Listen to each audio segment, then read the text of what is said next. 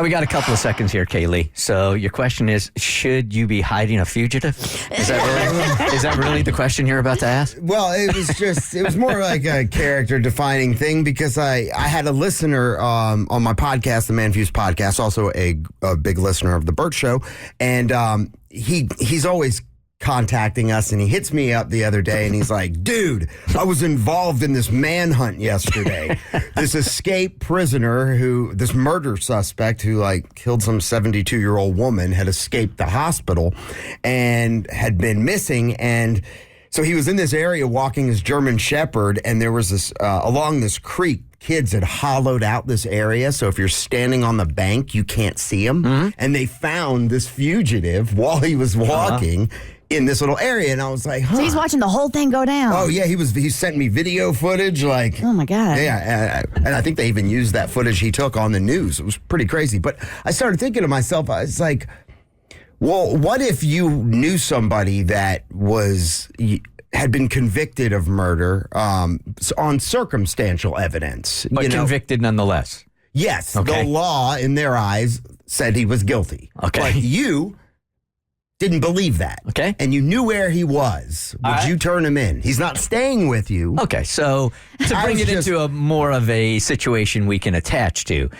OJ ends up over at your house. And you're like, everybody else in the world thinks he's guilty, but you're like, I know OJ. He would never do anything like that. And then the court, they also say, yeah, OJ's guilty here. But you still don't believe it. You're asking, should you house OJ? Maybe not house because he's in my house. I don't want the juice in my house. Okay. But you know where he is located. Yes, he's not I know in your where he is home. located. Yes. So you Do can you turn easily him one in? call to 911 and be like, I know where the juice is. But I know where the juice is, and it's not in my refrigerator. So I just had a question well, how would y'all handle it? If you believe that this person was innocent despite what the law believed, would you turn them in? Well, from a guy that's been on the run for years. Would you turn in the juice? We talking about I 100% believe in their innocence? Yes. No doubt at all. Yeah, this is someone that you grew up with. I mean, you would. Yeah, you do not believe he is guilty. Would you? If this is somebody I knew personally, and I'm 100% somehow sure that they're not guilty, I don't know that I would house them, especially in your situation with as much family as you have. But I wouldn't turn them in either. What do you do? What are you guys doing? Here's my thing. Why didn't he, if he's so innocent, where was his alibi in the court case? You know what I mean? We're not getting into those particulars right now.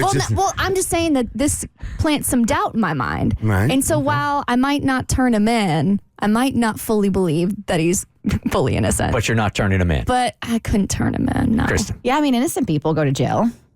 Yeah. Everybody in jail is innocent. If you ask I didn't do anything. I mean, I know. That's if why I'm 100% positive this person is innocent, then I guess I'm not saying anything. I'm not saying anything either. If I've known him that long, they got that kind of credibility. Law enforcement is very disappointed in us today. Yeah. Sorry, guys. Big time. The Bert Show. So, first, thanks for watching. Second, you like what you just watched? That just scratches the surface. Get The Bert Show on any podcast platform. We're so good.